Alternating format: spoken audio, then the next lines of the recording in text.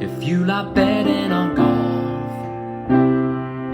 But everyone that you back misses the cut. Get some experts involved with all the stats and the tips and so much more. Cause it's the golf betting system, the golf betting system. It's the golf betting system podcast. Greetings and welcome to the Golf Betting System podcast. It's episode 367.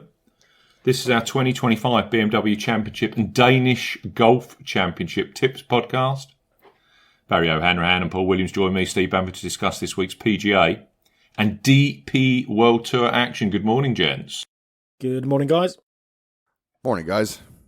This podcast is for listeners of 18 and above. Please be gamble aware. You can visit gambleaware.org for more information. And of course, please bet responsibly. Visit our world-famous golf betting system website where we have in-depth betting previews for both events this week, the BMW and, of course, the Danish. Paul has been in the stats lab pulling together this week's data. We have detailed form, event and combi sheets, plus our new and old predictor models for both events this week. All of our content, as ever, is completely free of charge. There is no paywall or registration required. On X, Barry's at A Good Talk Golf. Paul is at Golf Betting. I am at Bamford Golf. Paul and I are both also on Bluesky. Subscribe to the Steve Bamford Golf YouTube channel where this podcast is available each and every week. Now, you guys as listeners power this podcast, so we need your 5-star reviews on Apple Podcasts. As ever, for those of you who leave a review, I'll read them out at the start of a future show. Leave your name and where you are in the review. This one's from an old friend, chaps. This is from Neil Fay. We tend to meet Neil at Wentworth every year. I hope you're well, Neil. Entitled The Best Golf Podcast, 5 stars. The Open Championship preview was fantastic and very insightful to what sort of skills would be needed at Royal Portrush. The three amigos were all on top form as usual. Great banter and a must listen. Cheers, Steve, Paul and Barry. Thanks to you. I might bump into you again, Neil, at Wentworth in September. Cheers, Neil. We could have saved ourselves hours if we just figured out and got out of our own way and just picked Scotty. Oh, what, for the Open, yeah. Yeah. Oh, you never know, do you? You never know how these things are going to unfold. I particularly love the preview podcasts. Yeah, there's a different flavour to them, isn't there? Because of the nature of where we are in that kind of thought process and analysis process. So we're normally knee deep in statistics at that point. So it's quite nice to take a little bit of a break and come back and just chat through the course itself and the trends and the various things that fall into that. But yeah, anyway, back to Neil. Yeah, thanks, Neil. Thanks for your continued support on socials and yeah, fingers crossed you can get yourself another few winners before the end of the season. I actually booked my tickets for Wentworth on Sunday. Barry's not going. Paul isn't going this year. So I'm going with our artwork of Joe. The two of us will be at Wentworth. I'll be catching that 6 o'clock train into London to then get out to Surrey for the Friday's play, which should be good. Next year, by the way, chaps, 2026 major venues, Aronimink Golf Club for the PGA, Shinnecock Hills for the US Open, and Royal Birkdale for the Open. Aronimink. I think Justin Rose, wasn't it? Yeah, Justin Rose has won there. And I think the last time they played there, it was Keegan Bradley? Quite possibly. I think that was he won the BMW last year. I think that was the one he won before, if you see what I mean. Would have been 2019, something like that. Okay. You're pretty good at this game, Steve. Keegan Bradley, 2018 BMW. Nick Watney won the AT&T National in 2011. And Justin Rose won the AT&T National in 2010. Yeah.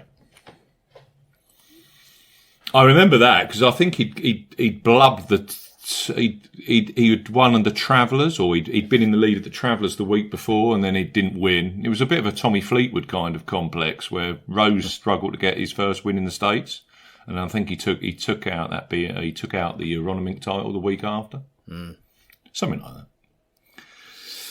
I'm sure someone will be in the comments saying that I'm talking absolute gibberish, but there's nothing new there. Now that takes us kind of to what happened last week. Well, Paul, I was going to mention Tommy Fleetwood off the top, but I won't.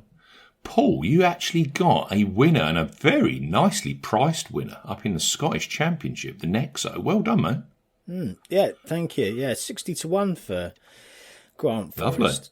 And it's nice when you kind of think you might have worked it out, and then it actually pans out pretty much as you'd expected. So yeah, Forrest, well, he was just superb, wasn't he, from start to finish? Great course, by the way.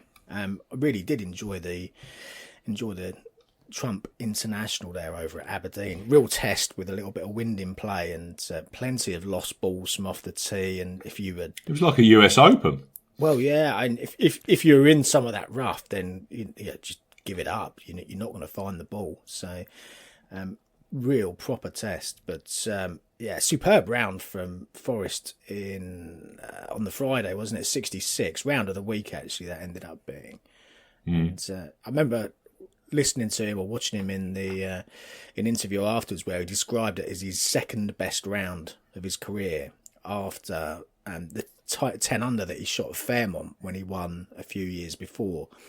And at that point, I kind of thought he may well have got this now. He may well go and win this tournament, because if he's correlating the way that he played on Friday to how he played when he went on and won his one and only title just down the coast at Fairmont St Andrews, then the kind of the muscle memory, the state of mind may well just come flooding back to him. And he was great. He kind of trod water from there over the weekend, but given the difficulty of the course, that was good enough.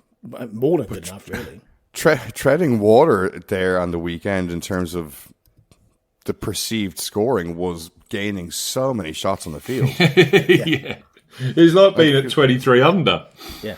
It was incredible. What a test of golf with a bit of wind. Oh, my God.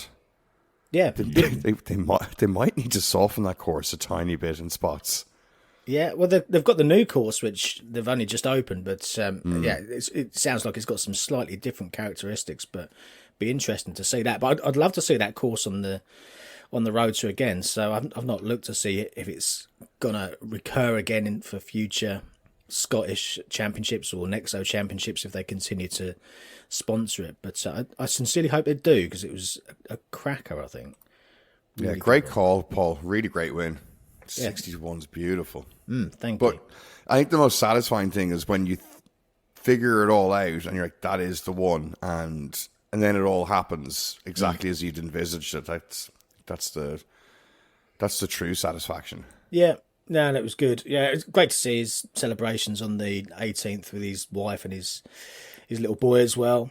And statistically, he's brilliant. Strokes gained positive in all categories. Led the field for strokes gained tee to green. Really got the game for links golf, the way that he knocks down those approach shots in particular. So I'm not going to say that he's going to go and win a boatload of events, because I think he's probably quite specialised the way that he plays. But certainly when you're thinking about future links or links style tests, then he's got to be in the thought process, I think. Just on that one as well, I was impressed to see Penge and Rayton at the top of the leaderboard as well. They've got some game they seem to have game, those two, that actually goes across the different kind of spheres of golf. They're not just a easy course kind of dominator or dominators. They can play tough links golf courses as well. Yeah, and Penge is a player. He really is. Yeah, he's I've had a good close eye on him for quite some time, and will continue to do so. Yeah, certainly one for you to keep an eye on next season, Steve, when he's playing over on the PGA Tour. There'll be some courses that he readily takes to, I think. Wrighton now stands top in terms of the PGA Tour promotion for next season. McElroy Hatton 1 and 2 on the race to Dubai. Written, is it Rayton? Rattan, they're calling him. Yeah, different pronunciations, but I think we know where you're coming from, Steve. He's at 1. Hautong at 2. Penge at 3. Parry, who had another great week, 4. Cantor 5. Kuvra, Jordan Smith, he got himself in position as well. Sadier, Hillier, Sean Norris. Yeah. They're the 10 as it stands. Now, I was thinking about this earlier because, of course, we're talking FedEx Cup this week. They're down to top 50 over in the States. And I thought to myself, as I was preparing for this week's pod, how many of last year's graduates actually got into the top 70 in the playoffs? And I couldn't think of one. The Højgaard brothers missed out. Is there anyone that I've overlooked that came across last year and got into the playoffs on their rookie season? Don't think so. It just shows you how difficult it is now on the PGA Tour with all these signature events mopping up all the big points. Yeah, not that I can recall, actually. I think you could be right.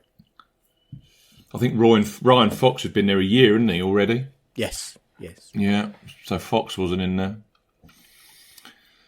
But there's some young talent going across there in this batch, for sure, with Raitan and also with Marco Penge.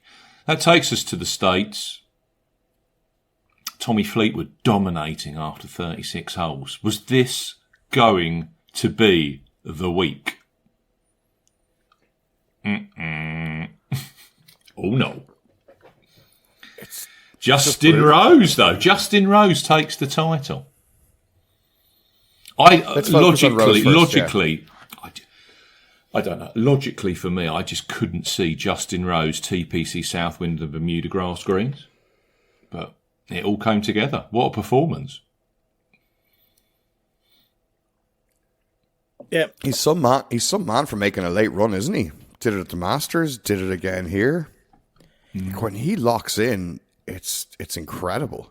It was very Augusta-esque, wasn't it? The way that he kind of came through in that final round, and that you time your run to perfection like he did.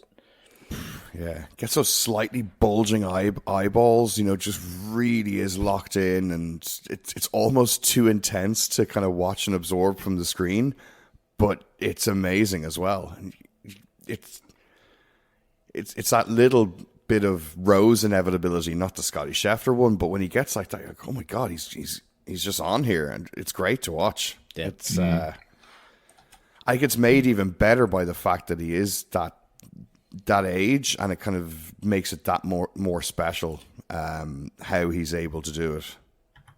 Yeah, still massively competitive at 45 is he in that kind of bracket? Yeah, really good.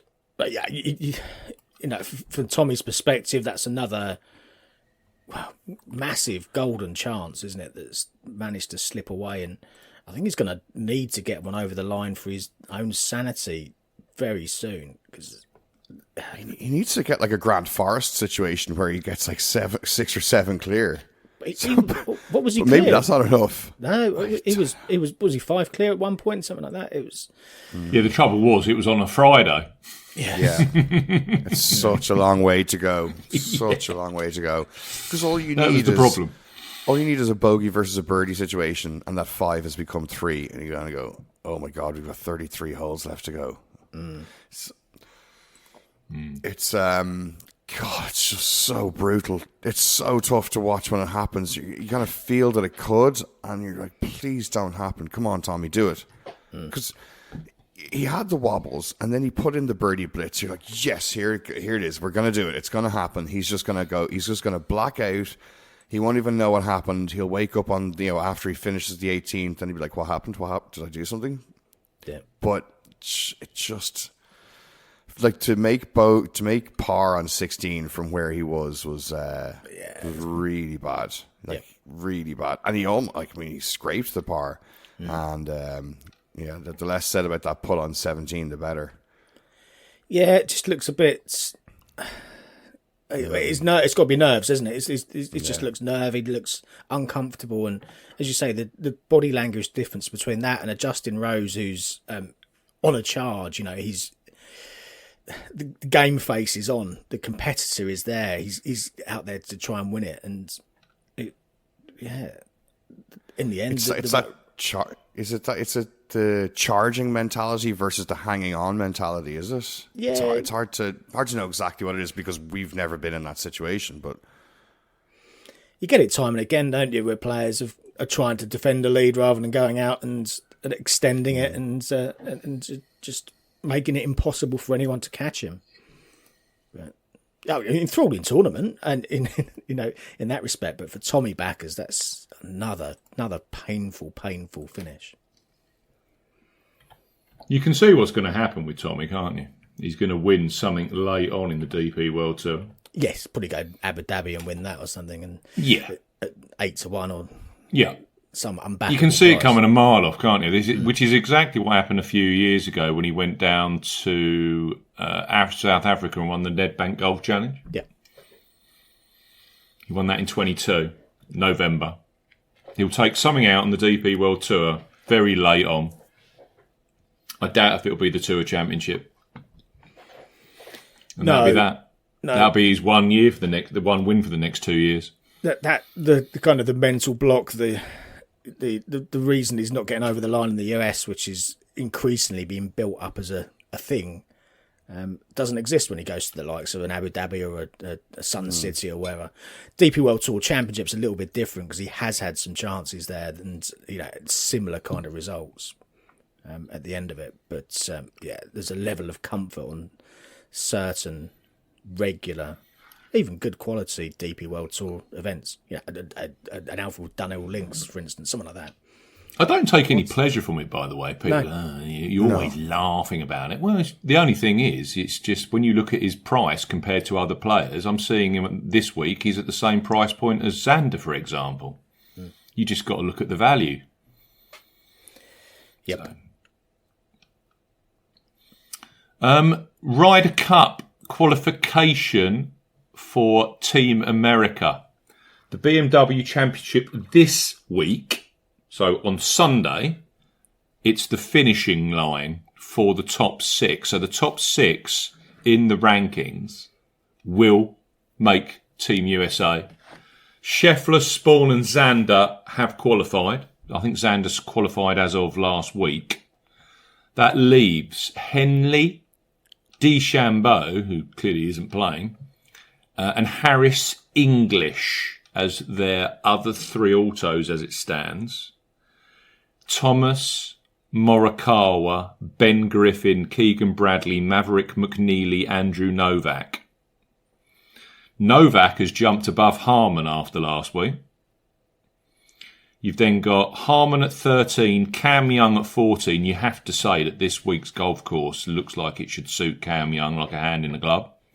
Patrick Cantlay at 15, Sam Burns 16. Wyndham Clark has been knocked out of the playoffs, so will not. There's no way he's going to be getting a captain's pick. So Clark's race is run. Akshay Bhatia, who's showing a hell of a lot of form, he's at 20th, but realistically, some of these players now, they've got 2 weeks. They've got this week and the Tour Championship to really put their hand up and say, look, I want to be in that Ryder Cup too. Over in Europe, McIlroy, Rose jumps to 2, Fleetwood at 3, McIntyre at 4. I believe their cut-off is the Betfred British Masters. That's correct, isn't it? Which is the same week as the Tour Championship. Yeah, and then the picks are being made the following week. Yes. After the Betfred British. No, after the Amiga Masters. That's right, Amiga Masters. So McIlroy, Rose, Fleetwood, McIntyre, Hatton and Stracker, they're the top 6. Stracker's just pulled out of this week's event. Don't know what that's all about, whether he's carrying an injury. Slight concern. Family issue, I think. Family issue, okay. Shane Lowry, Rasmus Højgaard, Ludwig Oberg, Victor Hovland, Matt Wallace, Matt Fitzpatrick. They're the 12 as it stands. If he was going to pick purely on that basis, of course, John Rahm is going to need a captain's pick. Do you think there's going to be much more churn in the Euro rankings? It just feels like it's almost set. No, I think it's set. Paul's going to be gutted. Matt Wallace won't play unless Matt Wallace wins the next two crazy tournaments in DP. I think Wallace is literally going to have to just win and probably then win again in Europe, and then he might get a captain's pick because he's just so red hot. Who do you bomb out then? Like Well, exactly. That's the question. This is the issue. There's at best one place up for grabs, and it's got to be. If there's a carrot being dangled in front of anyone over the next week or two, then it's got to be for that one place, and it's go out there and show Luke what you can do. There's no other option, I don't think. Rahm takes up a captain's pick, clearly. So that, logically, you've got Wallace and Fitzpatrick. Are they fighting for the last place? Or could you actually say an argument could be that if Wallace went on a tear and won this week and did something, maybe at the Amiga or at Belfry, and it's possible with Wallace, we've seen in the past.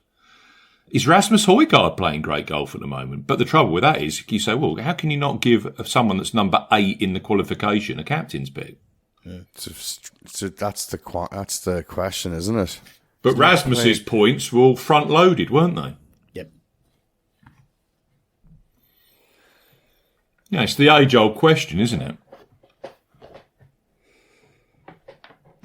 You've got points in the bag. The only one that could be another fly in the ointment, of course, is Thomas Dietrich, who has shown some balls, and he was there or thereabouts. He's right on the edge of getting to the Tour Championship if he had a good week. But was he just... It felt like Dietrich was just riding the coattails of the Waste Management Open. It's such a shame that something that he had, that lightning in a bottle he had that week, he couldn't just seem to find that bottle again.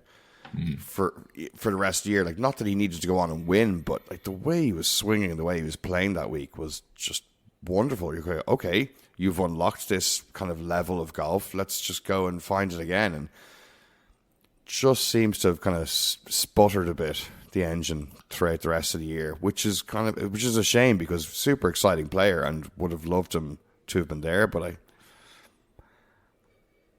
what would he have had to have done? He would have had to win probably a couple more times to offset the flat middle of the year. Yeah, and there'll be a recency bias as well, and quite rightly too. You want players that are coming into form or are in top form. I mean, Rose going and winning last week is fantastic news for Luke Donald. Yeah, because you've got an elder statesman in that team who's coming in, at the peak of his form, with massive confidence. That's got to be huge for him, huge for Team Europe. A player who wins this week or next on the DP World Tour, who's in and around those places, I think asks a question that makes it very, very difficult for Luke Donald to make that decision. But that's the nature of the game. Would it surprise you too, and would it surprise listeners if I told you that Rasmus Højgaard has not had a top 10 finish in 2025? I'm just looking up his results here, Steve, as well. He finished second with his brother at the Zurich New Orleans event, in the team event on the PGA Tour. But apart from that, he's had 12th at the Phoenix Open, and he was 16th at the Open Championship. That's his best result, as the 16th at the Open. The flash in the pan, but you could make a case that he might be on the chopping block if Matt Wallace really shows up. Yep. So maybe there is, there is something in it. Maybe the fight is actually, it's 2 spots for either Fitzpatrick, Wallace, and Højgaard, and of course, Rahm's going to be taking one of those captain's picks. Yep. There's no way that Shane doesn't go. No way Ludwig doesn't go. No way that Victor doesn't go. Although, yet again, you can argue about form of certainly Victor, but he's in the team. So yeah, Victor's had a win. I mean, Ludwig's hasn't had an amazing season. No, but showing flashes recently. So he'll probably win this week. Don't say that. Clip that bit. I don't think any of us are on him. No, of course. Well, yeah, exactly. Classic Steve, mentioned the one person in the field who... People who listen to this podcast, they just listen to the little tidbits that we throw out there, and then they go, well, I'm going to back them because none of them are on it, and they've mentioned him about 3 times. Listen, but you haven't heard who I'm on this week yet, so wait until we get there. The golden hand, Williams. Right, now let's talk about this week's golf then. BMW Championship, we are revisiting Caves Valley. I don't know if any of you are going to remember this golf course. Caves Valley Golf Club in Maryland, so Washington, D.C. hinterland, effectively. This was the tournament back in 2021. I was all over Bryson DeChambeau. Absolutely all over him. And he got beaten in a playoff by, of all people, Barry's favourite golfer, Patrick Cantlay. Now, just to get to the BMW Championship means quite a lot now in golf parlance, because this top 50 have now booked themselves all of next year's signature events. So they will be in the top PGA Tour events guaranteed next year. Which, let's face it, that's quite a big... I mean, you could see why Ricky was so pleased to get into the BMW, because he's now got himself into all the signatures for next year. He's at 48th in the standings. A couple of notables that haven't made it this far from last week. Wyndham Clark, as I've already mentioned. Tony Finau's gone. We did mention, would Aaron Rai have the kahunas? And he didn't. He's gone. And Jordan Spieth. They all miss out. What did you think, Barry? And this was mentioned in the commentary last week about Ricky Fowler getting, was it 6 or 7 invites into all of the signature... Sorry, I'll say that. I'll rephrase that. He got 6 or 7 invites into signature events in 2025. Which is exactly what will happen to... That's going to exactly the same thing that will happen to Jordan Spieth next year. They massively helped him. Read a couple of breakdowns of it and analyses, and it hugely helped him. Of course, he would have been nowhere near it. And but like, how can you hate on him? It's the system. No, it's the system. Yeah, it's not the player. I get that. The system's set up. They have invites, which is okay. Sponsors want invites. That's fine. It's been part and parcel of the whole system for years. And invites help with special situations where somebody was injured or things like that. So I think it's good to have 1 or 2, but there's no cap on the number of invites somebody could get. Is that the thing they need to do? Yeah. Because it'll be interesting now. Says, hey, no, I want Ricky Fowler. This is ridiculous. You can't cap how many invites he gets.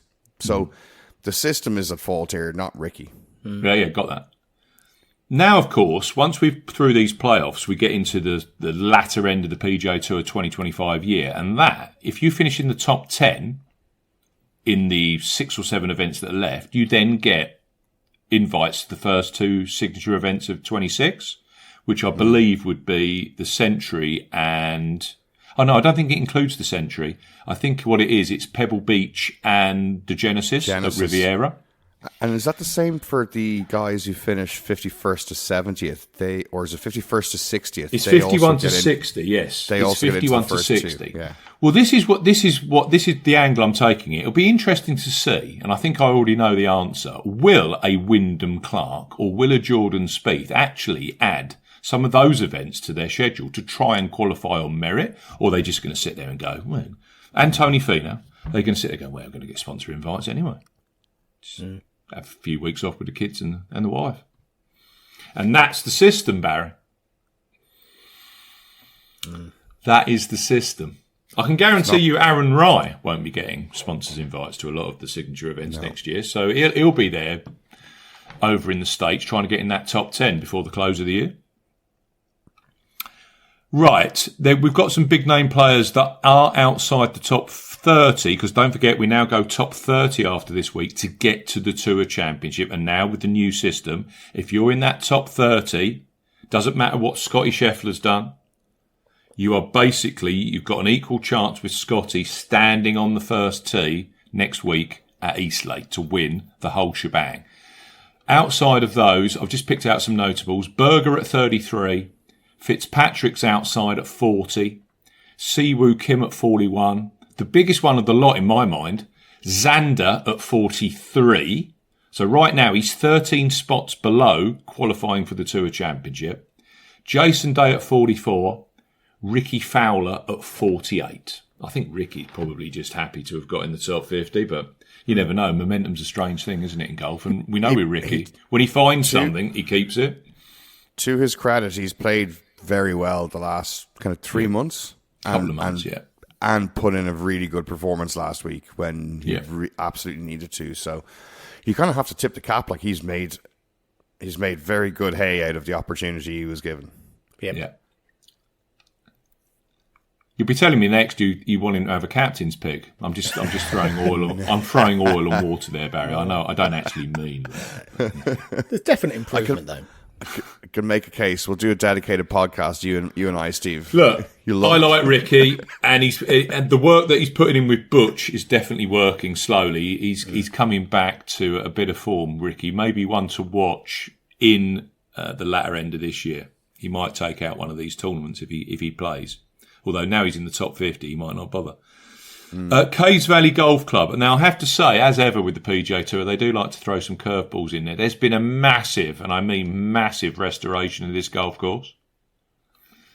The main talking points, none of this has been confirmed on any kind of fact sheets that I've seen. They haven't come out. But just through my own research, the main things to point out to listeners, it's a Fazio original. It had some work before 2021. That was Logan Fazio. I take it that's Tom's son. But since then, 23, this is the one we need to take care of. All of a sudden, what was a par 72 has become a par 70. They've taken away two of the par 5s and turned them into 530-odd yard par 4s. They've added length to the golf course as well. It's now 7,600 yards. So it's a 7,600 yard par 70. They've also added water hazards to a number of holes. I think they've increased that by 2. So we've now got water on 7 of the 18 holes. One thing they don't appear to have done, and this was a lot of the notes that I took from 2021, they don't seem to have thinned the fairways. So the fairways here are wide. Difficult to get a stat, but I mean, I read some quotes from players saying they were between 40 and 60 yards in 21. The best stat I've come up with is 35 to 40 yards on average. They're wide. Just to compare that to Southwind last week, they were 28 yards wide at 300 yards carry. So we're looking at fairways that are at least 25% larger than last week at Southwind. 7-6, par 70, only 2 par 5s. Agronomy, for us agronomy nuts. Pencross bent grass, fairways. The rough is tall fescue, Kentucky bluegrass and perennial rye. They've thickened it apparently up to 3 inches in length. Greens, 5,200 square feet. They've all been relayed. They might have a little bit of firmness in them. They've all now got sub-air. So they're throwing money at this golf course. The actual grass itself is bent grass greens still. Now, bent grass greens and 34, 35 degrees Celsius heat means that these greens will be watered. What does it all mean? Well, Cantlay DeChambeau got to 27 under par on a very soft golf course that included 16 looks at par 5s. This week, we're going to have firmer conditions, only 8 looks at par 5s. I reckon 17, 18, 19 under par. High teens. That's my guesstimate. I don't think it's going to be as tough as we saw last year at Cherry Hills, where I think Bradley won at 12, which took us all by surprise, but we were all guessing. Yep. That was a pretty tough assignment. You can see why Keegan actually took it out in the end. But when you're pulling all this information together and information's patchy, it's a lot of it's guesswork. 50 players. Some of the each-way terms this week are tight, to say the least. I think I saw some people going up 5 places and a fifth yesterday. Yes, Unibet have gone 5 places, 1/5. I mean, that is not a good look. Bet Victor have gone 4 places and a quarter for your each way terms. If you're like me and you just like 8 places each way, Boyle Sports have done that on their default market. Betfred and Bet365, as they do each and every week, have got 8 place each way markets available. You just have to search for them. Each way extra facility on Bet365, of course. I've gone for 3. I'm not proud about it. Someone will say, oh yes, but Ted Scott might not be on the bag. I've literally just thrown Scotty Scheffler in at the top. There is some crazy link between this BMW Championship in the main and Memorial, Muirfield Village. I don't know what it is. I can't reason it because, of course, this tournament moves each and every year. But Victor Hovland, when he won at Olympia Fields in 23, he'd won the Memorial 2 months earlier. Patrick Cantlay, in 2021 when he won at Caves Valley, he'd won the Memorial 2 months earlier. And John Rahm, in 2020, when he won at Olympic Fields, he'd won the Memorial 2 months earlier. And it's a long golf course where there were some incredible strokes gained putting numbers last time here. And what did Scheffler do really well last week? He actually putted superbly. So, I don't know. I'm seeing him priced up as short as 4-1 to win next year's Masters. And you think, 5-2 in a 50-man field? A man that's finished in 50% of the time in the top 3 across his since 2024, Bay Hill? I don't know. In the end, I thought, like every week, you could throw it. I just think he sleepwalked into contention last week.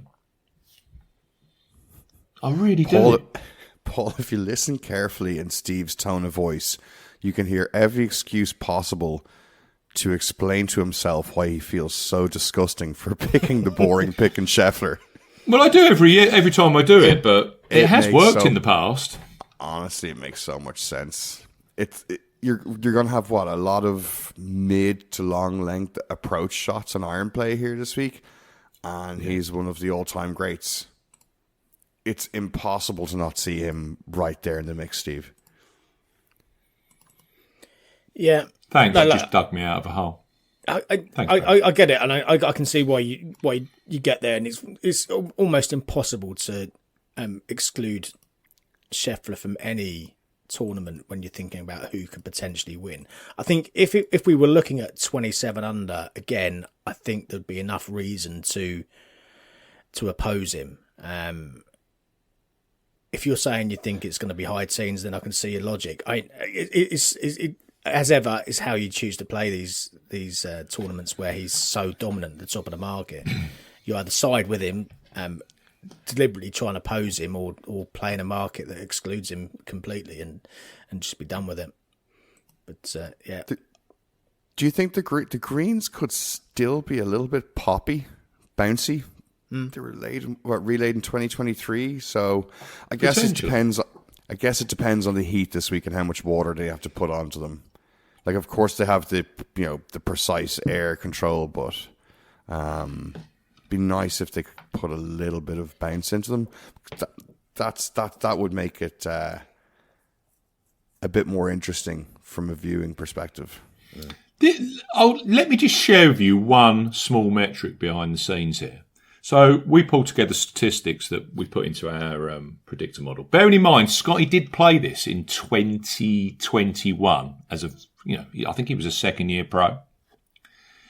If I look at golf courses, which we classify as long in the predictor model, this number is incredible. Scotty Scheffler's score, for as far as our predictor model is concerned, is at 111 points for long golf courses on the PGA Tour over the last 5 years. The next closest is Rory McIlroy.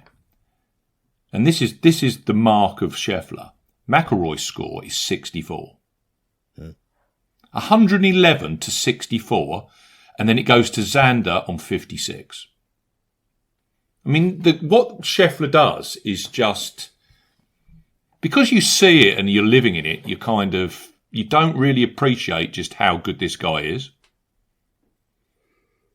He's kind of reinventing golf to a level we haven't seen since the obvious.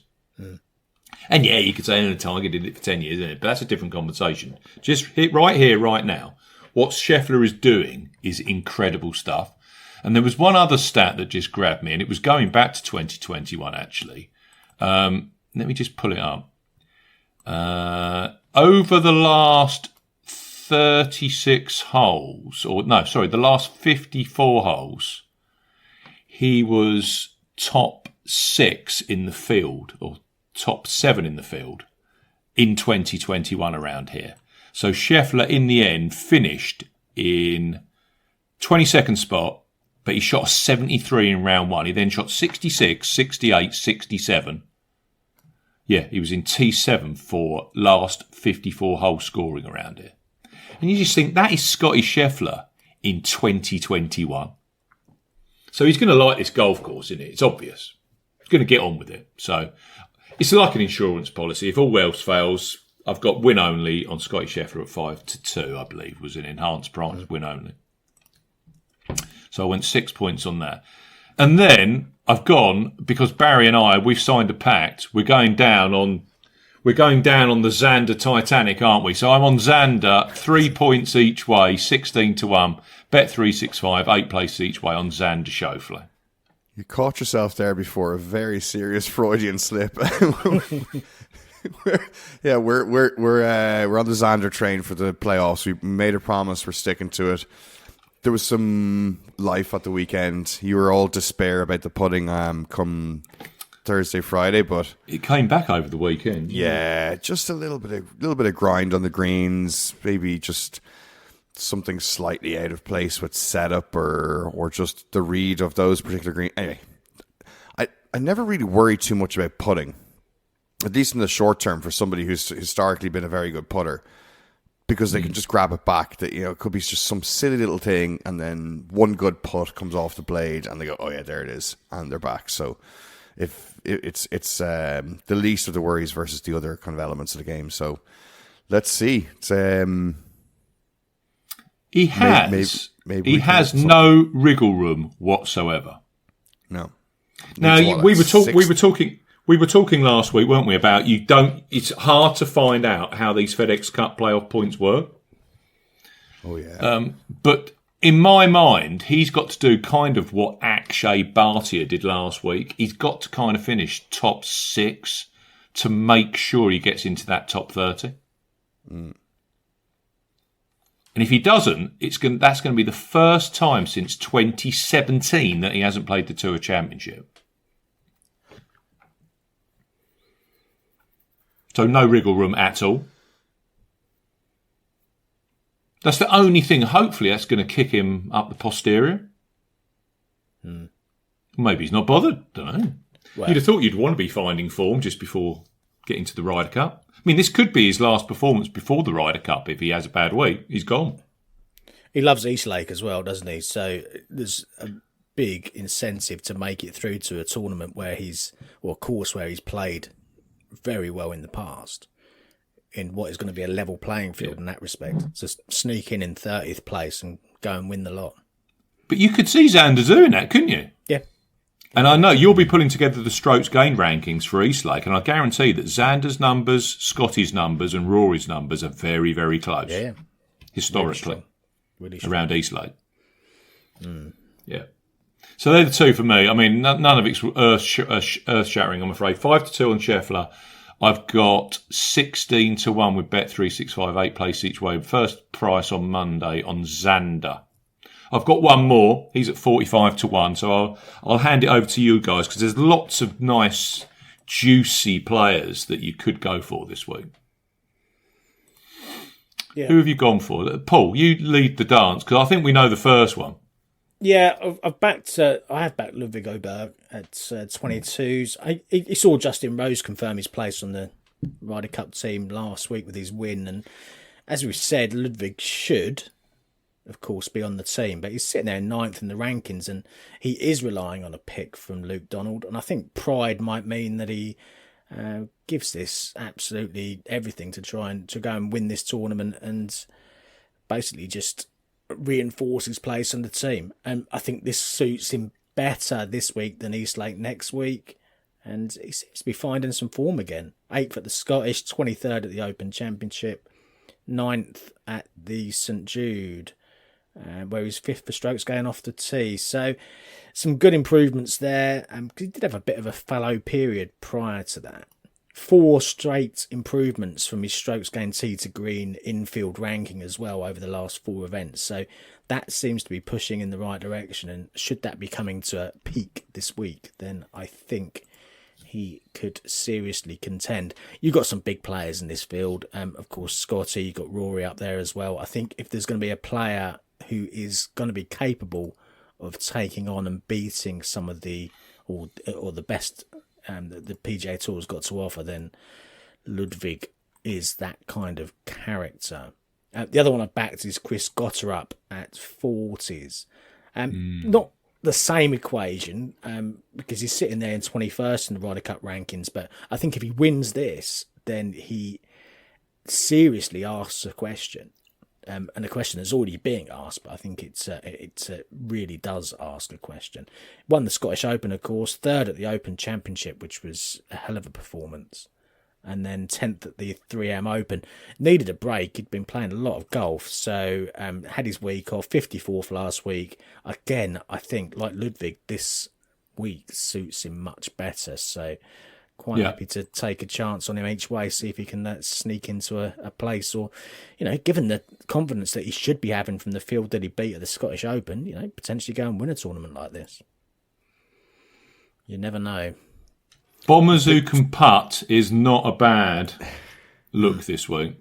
Yeah. I was about to say, you've picked their third. Gotterup is 3rd, and Ludwig is 4th in the driving distance on the GBS predictor.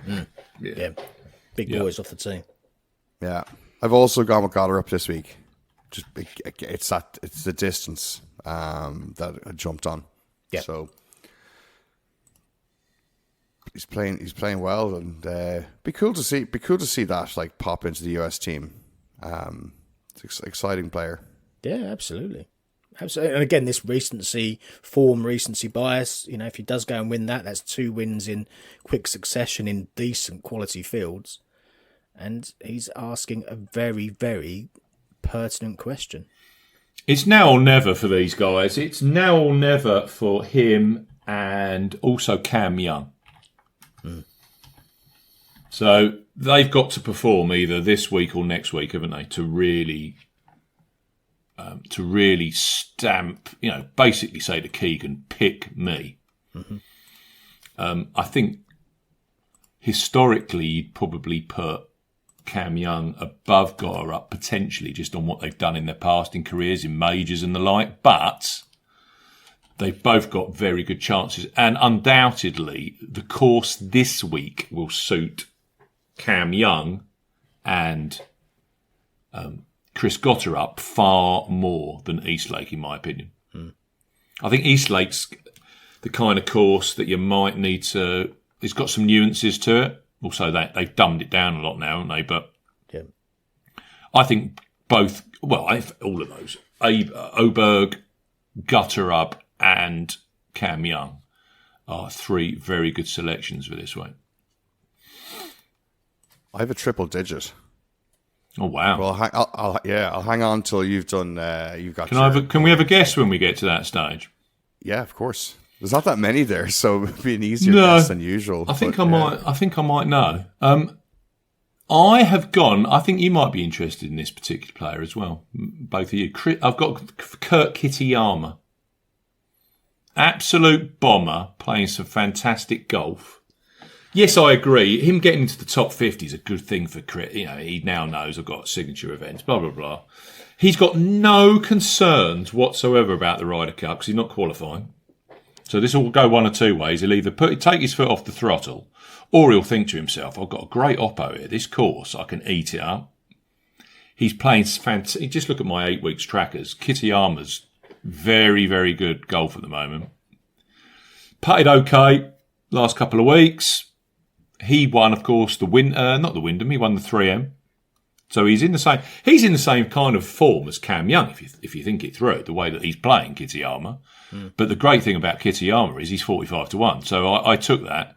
Kitayama, 45-1. I went 1.5 points each way with Bet365. Each way extra, 8 places each way. Kurt Kitayama. The only thing that slightly concerns me about players like Young and Gotterup, it's now getting to this point where if you want to get on that Ryder Cup team, you have to perform. And that can go one or two ways. They'll either man up and do it, or they won't. So Kitayama's got none of that. He can just go and play his game. He's playing really well at the moment. He's one of the longest on tour. The wide fairways will just suit him down to the ground. Fancy his chances. Are either of you going to put any pennies of your stake on Kitayama? I do too. It's a no-brainer. So he was second in driving distance on the predictor, and if you add in, let's say, putting average, he's second again to Rory. Gets the ball in the hole. Yeah, it makes a lot of sense this week at that price point. Have you got any more, Paul, before we try and guess Barry's? No, just the two for me. So Okay. yeah, Right, let's see what Barry's got. Quick look. Well, for the listeners, we'll just tell you who actually is triple digits, more or less. Sam Stevens, Ryan Fox, Nick Taylor, Ryan Gerard, Bud Coley, Lucas Glover, Thomas Dietrich, Jacob Bridgman, Jonathan Vegas, Michael Kim, Tom Hoagie, Brian Campbell. So I'm not backing Brian Campbell. You won't give you a head start. you won't have backed him or Tom Hoagie. Someone said on Twitter the other day on X, how the hell's Tom Hoagie got into the top 50? And I struggled to get my head around it. Now, logically, Johnny Vegas, he's very, very long, likes long golf courses, wins on bent grass, so it could be him, but I reckon you might have gone for Ryan Gerard. Nope. The only thing that's niggling me is Barry's been backing Nick Taylor quite a bit recently, so I wondered if it was Taylor. Not that I think he overly fits this, but I think Barry might have a bit of FOMO. Oh, I thought you'd both have me pegged. Nope, wrong again. Ryan Fox. That's the one. Big, beefy hitter. Space on the fairways to help with his little bit of lack of driving accuracy, but he's strong in driving distance, putting, approach around the green. Little bit of signs of life of all the parts of the game coming back together last week. Yeah. Winner twice this year. So Toronto was a just under 7,400 yard par 70. Oh no, Paul, that was the logic Paul followed when he got the winner there, wasn't it, Paul? Good putter. Yeah. And Myrtle Beach was 7,347 par 71, so pretty beefy as well in terms of distance. Yep. This one's a big ballpark this week. So I didn't go for max places. I found a nice price on Carl, 125 to 1, 6 places for a guy that's won twice this year on long golf courses. I couldn't believe it. So I said, thanks very much. Yeah. Fox is always an interesting one. And I listened to him. It may have been at the Open Championship. There was, I think they were talking to him in the Open Zone or something like that. And he was talking about how his game is and the variance of his performances. And it seems like he really doesn't know from week to week how he's going to perform, which from a betting perspective can be quite useful because you're getting him here at 100 plus, 125 in that kind of bracket. And would he win 80 to 1, I think it was when I backed him a few weeks back, because there is a lot of variance in his performances. He can miss the cut, he can have an absolute stinker, or he's capable of going out there and putting it all together for 4 days and really performing. So not one for a DK team because he could absolutely torpedo the team. But from an each way perspective, if you're willing to accept that you may get a few weeks of absolutely nothing back, and then just the odd nugget of a win. There was a mental angle as well I was thinking about. So I watched a video of him, the European GP World Tour videos. He was playing a few holes in North Berwick, and he was asked what his kind of thoughts on his, the next level up and his career progression is, and is it a major? And he kind of went, just kind of hold your horses there. He goes, I'd like to get in contention a bit more in a major. He's had one top 10, so he's kind of processing what the next level up, and I think maybe another tour win of a higher status like this would be qualifying for a tour championship. It's a big deal. Top 30 on tour, huge deal. He's 34th at the moment. Exactly, 34th. Yeah. So good. Any sort of decent performance this week, and he will jump into that top 30. But I think there's a few nice factors there that made it very appealing at that price. So, and he could easily miss the cut this week in a no cut event. He could be that bad. So, just for the listeners, I'll just throw this in there. I'll take you through the top 5 that are inside the bubble and outside. 26 Gotterup, Bridgman 27, Hovland, Batia, Glover's on the bubble. He's at 30. Don't think this course suits Lucas Glover. Sam Stevens, big hitter. Has he got the mental fortitude? We'll see. 31. Gerard at 32. I mean, that'd be huge if Gerard could get in the Tour Championship as a rookie. That's crazy. Oh, I think he's second year, isn't he? But even so. Daniel Berger, 33. Same for Bridgman, if Bridgman holds on. Berger, 33. Fox, 34. And Taylor Pendrith, 35. Thomas Dietrich, by the way, 36. Kitayama, 37. Right, we're done, I think. Shall we move on to the Danish Golf Championship? Yeah, let's push on because time's are ticking. Danish Golf Championship had a few names actually. This event, if you're looking back for some history, Made in Denmark was one of the previous names. Made in Himmerland as well, and now it's just the plain Danish Golf Championship for this year and last year. But we've got a new field or a new course to contend with, which I'll go through in a second. So a lot of the history is of less consequence, I guess, this year than it perhaps has been in previous years. Much improved field, though, over last week. Nikolai Højgaard, Rasmus Nergård Pettersen, home course for Rasmus, 12-1 favourites with most bookies. Rasmus Højgaard and Matt Wallace, 14-1. Marco Penge, Christopher Rattan, 16-1. Thorbjørn Olesen, Jesper Svensson, 18-1. So what's that? 8 players I'm counting at 18-1 or shorter this week. So a lot of quality at the top for a DP World Tour event. 25-1 bar those players. Ball Sport's got 8 places each way as standard. Bet365, Betfred, as ever, have their 8 place options this week. So plenty of good each way betting options out there. We do have a new course to contend with this week. As I mentioned, we're at the Fuelso Golf Club, which is just to the north of Copenhagen. Now, this club opened back in the mid-70s. It's got 3 sets of 9 holes here. Parkland in style, so you've got trees, lakes, extensive bunkering. We're using a fusion of 2 of the 9s this week.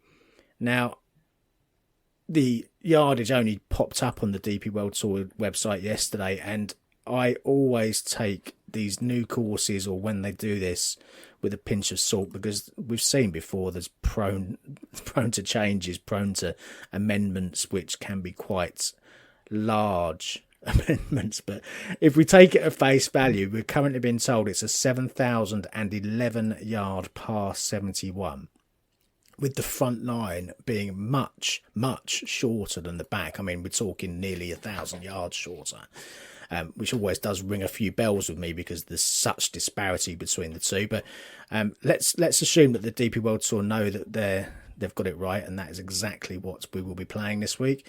3 par 5s in total, 5 sub 400 yard par 4s as well. Some good attackable holes. There's also a couple of really long par 4s that are over 500, so there's a mix there I guess they could have called them par fives and made it a par 73, but in the way that they've structured it, they've left it as a 71. And certainly with this kind of eclectic mix of holes this week, which we'll see how it all fuses together, and hopefully that sticks, and that's exactly what we're contending with this week in terms of the course. But yeah, Parkland in style in general, pretty atypical of a lot of Danish courses in that respect. So perhaps there's a little bit of correlation worth looking at with some of the previous results.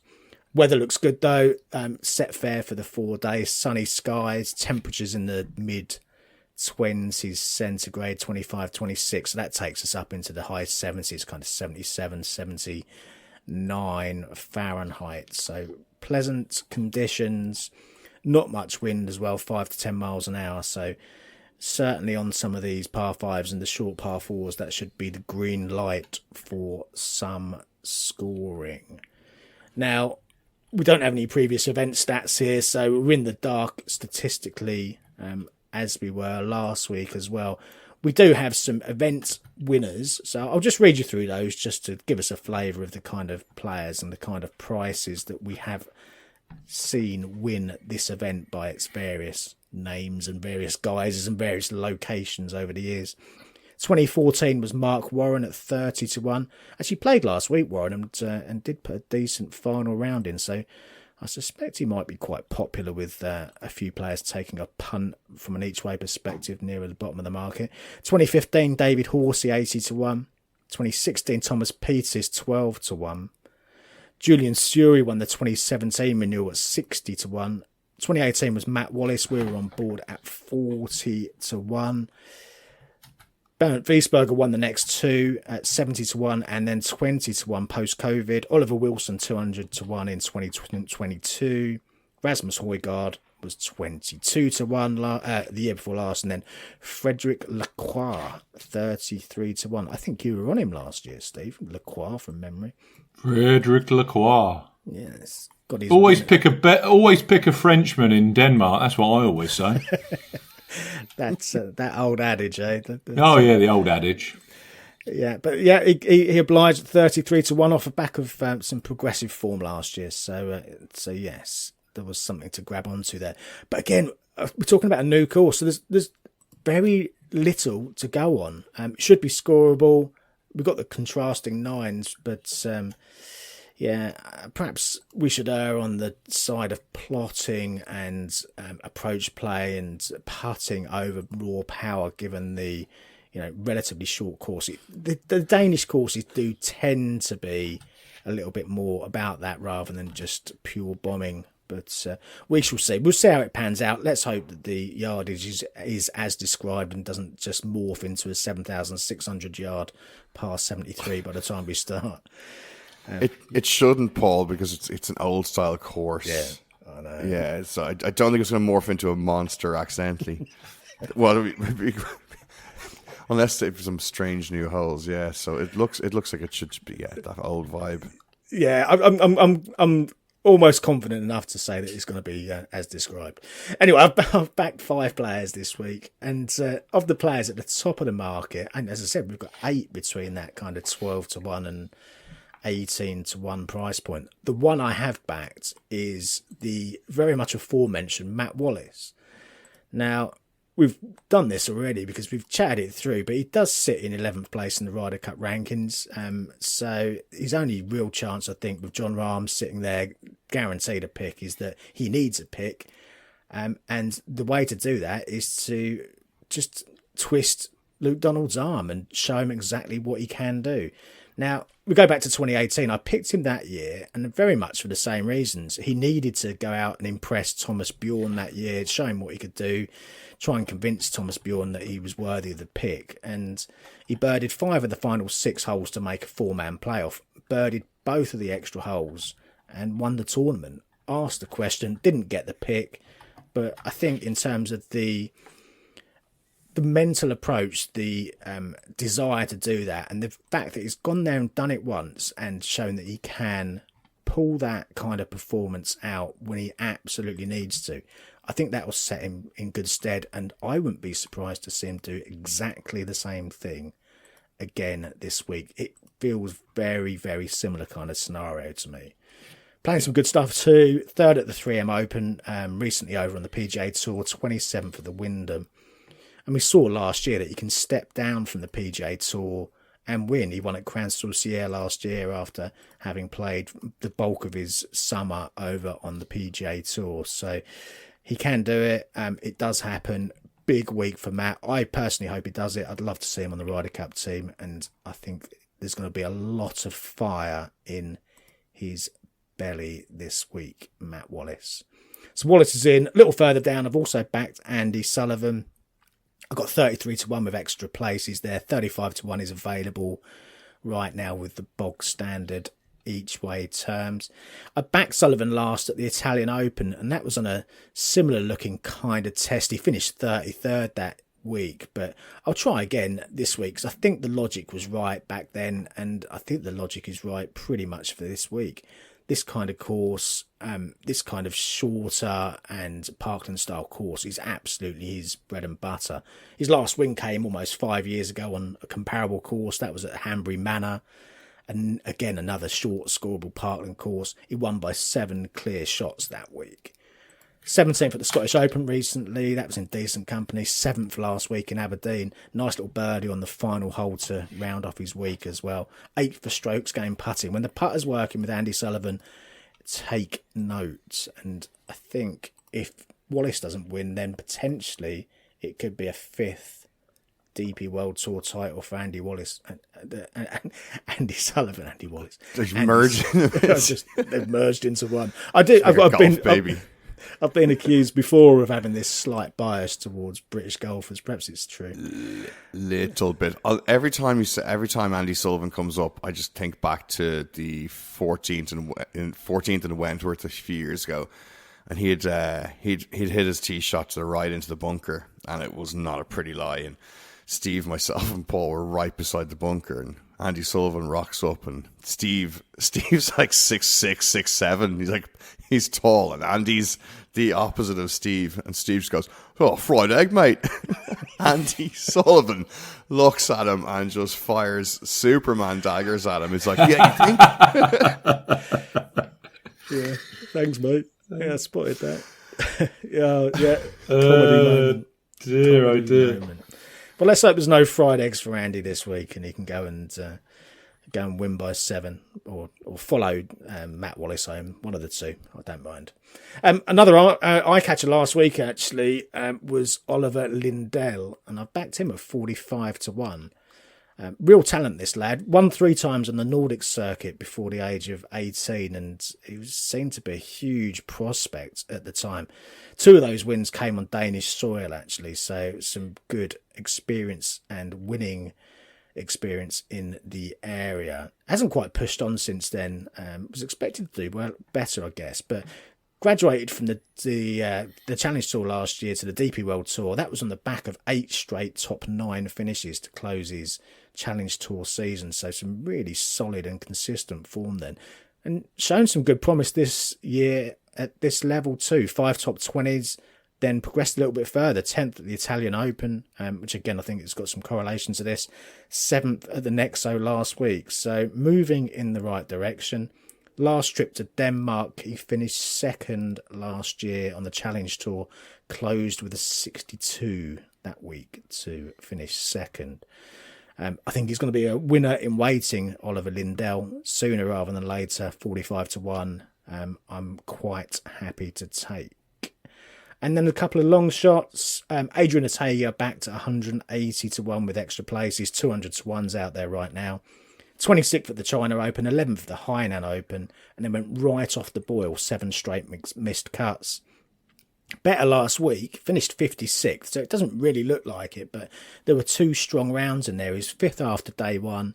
His final round was the 5th best scoring on the day as well, so showing a little bit of form. Friday and Saturday, pretty poor, but certainly some positive signs there for Adrian Atagi, and as a 5-time winner at this level, I think he deserves a little bit more respect, particularly on a course that I think will play to his strengths. And the other one is Dan Housing. I backed at 250s with the extra places, the 8 places option. Again, there's 350 out there right now if you so prefer. 3 times a Challenge Tour winner, never really stepped up to DP World Tour level though. So seeing him in second place going into Sunday last week was one for the notebook. He led the field for strokes gained putting last week as well. And he's got some strong recent form in Denmark too. 2 top 10s the last time this particular event has been played on various courses. And he got a pair of top 4 finishes at Challenge Tour level in Denmark too. So has previous in the region, played really well for 3 rounds last week. And you never know, perhaps he could fill an each way spot at a very healthy each way price. So Dan Housing, Adrian Ategi, Oliver Lindell, Andy Sullivan and Matt Wallace for me this week. Barry, what about you? Struggling amongst the inconsistent kind of, let's say, picture you see on the Combi Stats page on the DP World Tour. It's like looking at a list of about 150 Ryan Foxes. Yes. Yeah, so like loads of missed cuts and some dodgy performances and then spikes, and you're like, how do I kind of see the matrix here? So kind of talk me through David Micheluzzi. So 10th last week, a 17th and a 10th in Denmark the last couple of years. That feels like a nice kind of merging. Yeah, potentially. There was they interviewed him on Sky over the weekend, and there was some positive words coming out of that. So I couldn't put you off. I mean, I was 5 deep at that point, so I've kind of and a new course. I didn't really want to go to 5. I would have preferred 3 or 4 really, but there was the 5 that I fancied. So yeah, I've lopped a few off my list. But yeah, wouldn't put you off if you fancy him, Barry. I might have done a Steve there. Is it Micheluzzi? Micheluzzi, yeah. Micheluzzi. Again, I think we know who you mean, Barry. Yeah, so kind of just a little one. The Dan Housing one is very interesting. That's some price for the performance last week, and then I was surprised. He was right in there last week. Yeah, a dodgy final round under the pressure, but he's still learning his trade at this level, and does have some good Danish form to his name. So I see no reason not to take a chance on him at that kind of price. What about a Jeff Winter for a Danish player? Yeah, another one who's up and down, isn't he? I always seem to prefer him when the conditions are a little bit tougher, when it's windier and when there's a little bit more that might test the players. I'm not sure they're going to get it this week. I suspect there's going to be quite a few birdies flying about, but he can go low. He pops in the odd low one here and there. So yeah, maybe. Yeah, not Mr. Consistency. Well, as you described, Barry, very few of them are at this level, so you're just not going to get that. I've gone for our old friend Sami Välimäki. I got 33-1 yesterday, 8 places each way with Betfred. Perhaps there's a little bit of paspalum in the green somewhere, Steve. Not sure about that. No, I'm not sure about that. The closest I could get, and there was no confirmation. I'm sure there's bentgrass based in the greens, but there seemed to be a hint that there was going to be fescue based greens as well. So we'll see. We'll see what they come out with on commentary. He was 6th through approach at the Wyndham, and we've always said it's such a huge step down from PGA to this. Yep. He was 16th for tee to green. And one thing you can't do around Sedgefield Country Club is putt negatively. So he was 0.6 per round negative with the putter. But I just think with Sammy, it's the kind of thing he could probably come down to. No, I mean, I'm struggling to see why he's 33s and Jesper Svensson's 18s. Yeah. I mean, that's just strokes gained biased in odds. Svensson's far more consistent with his strokes gained numbers. Välimäki's one of these, a bit more up and down. I think I might go a win only on Matt Wallace as well, because it's kind of now on it. I mean, he's got a little bit more time to work with, Wallace, but it's for these players, Wallace, Cam Youngs, your Gotterubs, it's pretty much now or never if you want to play Ryder Cup. Yep. And I can actually see Wallace responding to that because he's kind of done it in the past. Yeah. Push comes to I shove. know he didn't make the Ryder Cup team that year, but he actually won events whilst trying to force his way onto the team. Yeah, asked the question, didn't he? He did. So Wallace and Falamaki for me. Very good. Are we done? Yes, I think so. You know what I'm like with times, Paul? I'm absolutely useless. We're not. There's no podcast next week, are there? Is there? No. Is it 2 weeks to no podcast? Yes, you're away next week. I'm away the week after. So we're back for the week of the Irish Open, which... Cool. Yeah, I think it is just the Irish Open that week. And then the Pro Course the following week, I think. Are you attending that, Barry? The Irish Open? Not at the moment, no. I missed going to Killeen Castle this weekend for the what used to be called the Challenge Tour. It's now the Hotel Planner Tour. There was an event on there. It's only about 50 minutes away, but kind of brain farted on it happening and had got my own golf booked and some family stuff. So, but yeah, a couple of my friends were at it and said it was great. There was no ropes. You were able to just walk the fairways with the players. And Oh, wow. Oh, wow. so yes, certainly if there's one of those Hotel Planner Tour events near anybody, you get just unbelievable access to the feeling of what a tournament's like and get to kind of walk along with the groups. Cool. Really good. Yeah.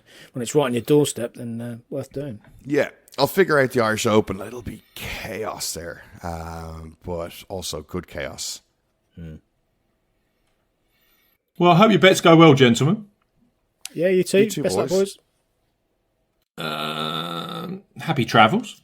And we will see you in a few weeks for the Irish Open. See you again soon. Goodbye. If you like betting on golf,